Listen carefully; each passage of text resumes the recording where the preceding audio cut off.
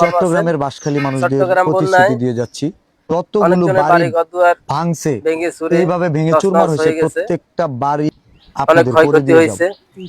অনেক content creator গেছে, তারা খাবার দাবার দিয়ে আসছিল, শুকনো খাবার, যে যতটুকু তবিকি ছিল তারা ততটুকু দিয়ে আসছে। কিন্তু যখন পানি শুকিয়ে গেছে, শুকানোর পরে পরিস্থিতি বোঝা যায় কি আসল বিষয়।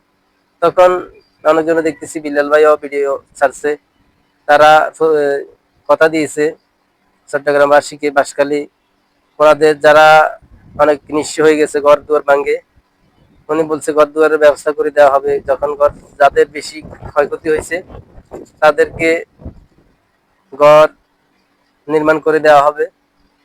আর উনি 1 কোটি টাকা বাজেট করেছে চট্টগ্রামবাসীর জন্য। তো আসলে বিল্লাল ভাইয়ের মতন অনেকজন আছেন ফেসবুক থেকে লাখ লাখ কোটি টাকা কামাইতেছেন।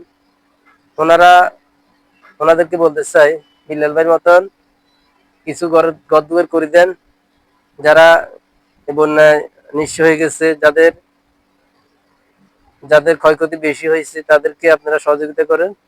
আর বিশেষ করে বিল্লাল ভাই অনেক কাজ করতেছে মানবতা, কিন্তু অনলাইনে দেখতেছি তাদেরকে অনেকজনে অনেক কথা বলতেছেন, খোঁচা মারতেছেন।